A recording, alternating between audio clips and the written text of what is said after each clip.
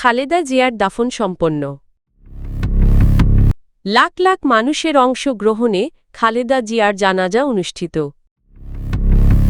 মা ঋণ নিলে যোগাযোগ করবেন, আঘাত দিলে ক্ষমা প্রার্থী তারেক রহমান। তারেক রহমানকে শোকবার্তা হস্তান্তর করলেন ভারতের পররাষ্ট্রমন্ত্রী।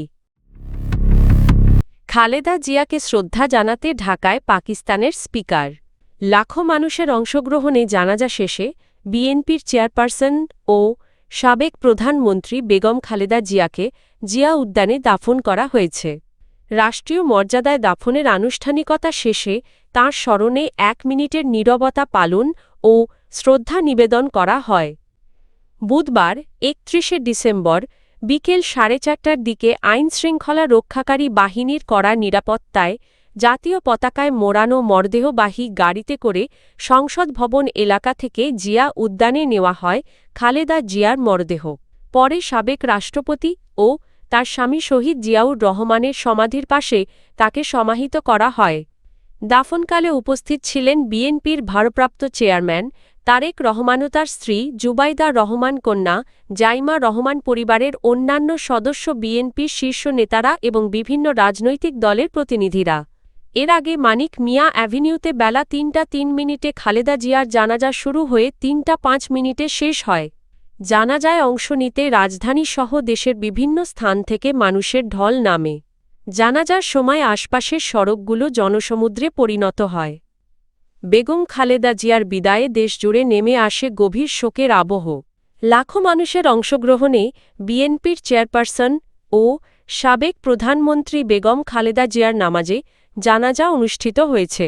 বুধবার ৩১শে ডিসেম্বর বেলা ৩টার পর জাতীয় সংসদ ভবনের দক্ষিণ প্লাজায় এই জানাজা অনুষ্ঠিত হয়।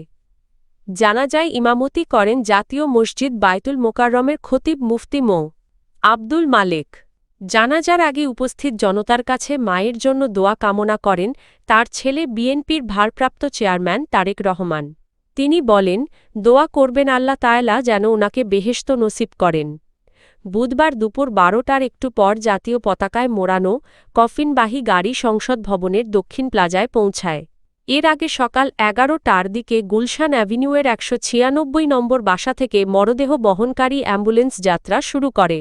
সকাল ৯টা ১৭ মিনিটে কড়া নিরাপত্তার মধ্যে খালেদা জিয়ার মরদেহ তারেক রহমানের বাসায় আনা হয়।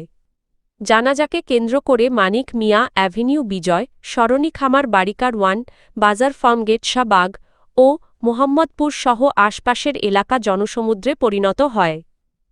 খালেদা জিয়ার জানাজায় অংশ নেন অন্তর্বর্তী সরকারের প্রধান উপদেষ্টা অধ্যাপক ড. মুহাম্মদ ইউনূস। তাঁর পাশে ছিলেন ৩ বাহিনীর প্রধানসহ সরকারের উচ্চ পর্যায়ের ব্যক্তিবর্গ। বিএনপির চেয়ারপারসনের প্রতি শ্রদ্ধা জানাতে ভারত, পাকিস্তান সহ দক্ষিণ ও দক্ষিণ পূর্ব এশিয়ার একাধিক দেশের প্রতিনিধিরাও ঢাকায় উপস্থিত হন। জানাজা শেষে রাষ্ট্রীয় মর্যাদায় বেগম খালেদা জিয়াকে তাঁর স্বামী সাবেক রাষ্ট্রপতি শহীদ জিয়াউর রহমানের কবরের পাশে জিয়া উদ্যানে দাফন করা হবে। জানাজা ও দাফন কার্যক্রম ঘিরে এভারকেয়ার হাসপাতাল, জাতীয় সংসদ ভবন ও জিয়া উদ্যানসহ রাজধানীর গুরুত্বপূর্ণ এলাকায় আইনশৃঙ্খলা রক্ষাকারী বাহিনীর সদস্যদের ব্যাপক নিরাপত্তা ব্যবস্থা জোরদার করা হয়। রাজধানীর মানিক মিয়া অ্যাভিনিউ জনসমুদ্রে পরিণত হয় বুধবার বেলা ২:৩০টার দিকে। এই সময় সেখানে পৌঁছায় বিএনপি চেয়ারপারসন ও সাবেক প্রধানমন্ত্রী বেগম খালেদা জিয়ার মরদেহ বহনকারী গাড়ি।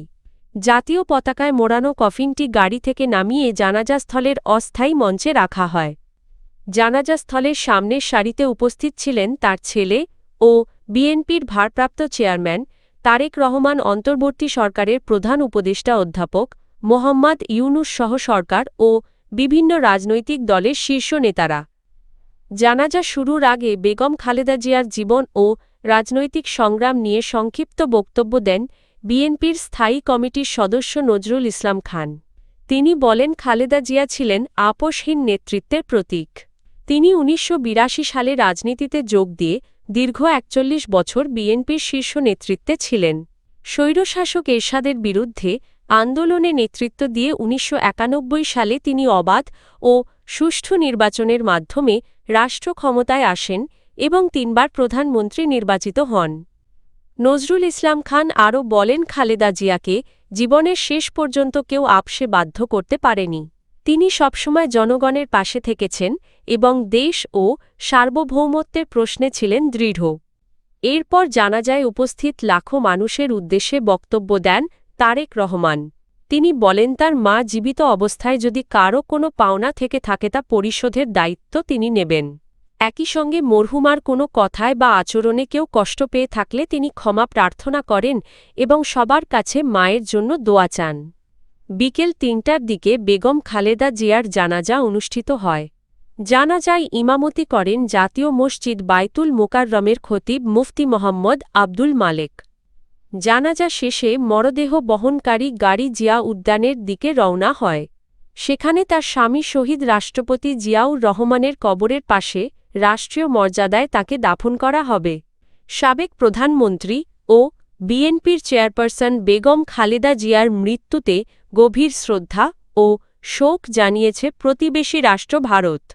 আজ বুধবার দুপুরে জাতীয় সংসদ ভবনে বিএনপির ভারপ্রাপ্ত চেয়ারম্যান তারেক রহমানের হাতে শোকবার্তা হস্তান্তর করেন ভারতের পররাষ্ট্রমন্ত্রী এস জয়শঙ্কর। বিএনপির মিডিয়া সেলে তথ্য নিশ্চিত করেছে। গতকাল মঙ্গলবার ভোর ৬টায় রাজধানীর এভারকেয়ার হাসপাতালে চিকিৎসাধীন অবস্থায় ৭৯ বছর বয়সে ইন্তেকাল করেন বেগম খালেদা জিয়া। তার মৃত্যুতে দেশজুড়ে শোকের ছায়া নেমে আসে। রাজনৈতিক মতভেদ ভুলে সর্বস্তরের মানুষ এই নেত্রীর প্রয়াণে গভীর শোক প্রকাশ করেন। খালেদা জিয়ার মৃত্যু সংবাদ আনুষ্ঠানিকভাবে জানানো হলে জাতির উদ্দেশ্যে বক্তব্য দেন অন্তর্বর্তী সরকারের প্রধান উপদেষ্টা অধ্যাপক মোহাম্মদ ইউনূস। তিনি একদিনের সাধারণ ছুটি এবং ৩ দিনের রাষ্ট্রীয় শোক ঘোষণা করেন। প্রধান উপদেষ্টার দপ্তর জানায়, আজ বুধবার দুপুর ২টায় রাজধানীর মানিক মিয়া অ্যাভিনিউয়ে খালেদা জিয়ার জানাজা অনুষ্ঠিত হয়। জানাজায় ইমামতি করেন জাতীয় মসজিদ বায়তুল মোকাররমের খতিব মুফতি আব্দুল মালেক। জানাজা ও দাফনকে ঘিরে রাজধানীর বিভিন্ন এলাকায় কঠোর নিরাপত্তা ব্যবস্থা নেওয়া হয়। মানিক মিয়া অ্যাভিনিউসহ গুরুত্বপূর্ণ এলাকায় বিজিবি, সেনাবাহিনী, পুলিশ ও অন্যান্য আইন শৃঙ্খলা বাহিনী মোতায়েন করা হয়। বুধবার দুপুর ১২টার কিছু পর জাতীয় পতাকায় মোড়ানো কফিনবাহী গাড়ি জাতীয় সংসদের দক্ষিণ প্লাজায় পৌঁছায়। এর আগে সকালে গুলশানের তারেক রহমানের বাসা থেকে মরদেহ নিয়ে অ্যাম্বুলেন্স যাত্রা করে। জানাজা শেষে বেগম খালেদা জিয়াকে তার স্বামী শহীদ রাষ্ট্রপতি জিয়াউর রহমানের কবরের পাশে দাফন করা হয়। বিএনপি চেয়ারপারসনের প্রতি শ্রদ্ধা জানাতে ভারত, পাকিস্তান সহ দক্ষিণ ও দক্ষিণ পূর্ব এশিয়ার বিভিন্ন দেশের প্রতিনিধিরাও আজ ঢাকায় উপস্থিত ছিলেন। বিএনপি চেয়ারপারসন ও সাবেক প্রধানমন্ত্রী বেগম খালেদা জিয়ার জানাজায় অংশ নিতে ঢাকায় পৌঁছেছেন পাকিস্তানের জাতীয় পরিষদের স্পিকার সারদার আয়াজ সাদিক। আজ বুধবার দুপুর 12:30টার দিকে তাকে বহনকারী বিমান হজরত শাহজালাল আন্তর্জাতিক বিমানবন্দরে অবতরণ করে। পাকিস্তান হাইকমিশন বাংলাদেশ তাদের ফেসবুক পেজে বিষয়টি নিশ্চিত করেছে। খালেদা জিয়ার প্রতি শ্রদ্ধা জানাতে বিশ্বের বিভিন্ন দেশের প্রতিনিধিরা একে ঢাকায় আসছেন। ভারত, পাকিস্তান সহ দক্ষিণ ও দক্ষিণ পূর্ব এশিয়ার একাধিক দেশের প্রতিনিধি আজ ঢাকায় উপস্থিত হওয়ার কথা রয়েছে। এদিকে খালেদা জিয়ার শেষ যাত্রায় অংশ নিতে দেশের বিভিন্ন প্রান্ত থেকে সর্বস্তরের মানুষ বুধবার ভোর থেকেই জাতীয় সংসদ ভবন এলাকায় জড়ো হতে থাকেন। বর্তমানে তার মরদেহ সংসদ ভবন এলাকায় রয়েছে।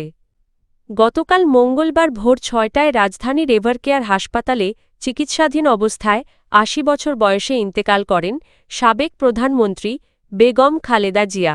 তার মৃত্যুতে দেশজুড়ে শোকের ছায়া নেমে আসে।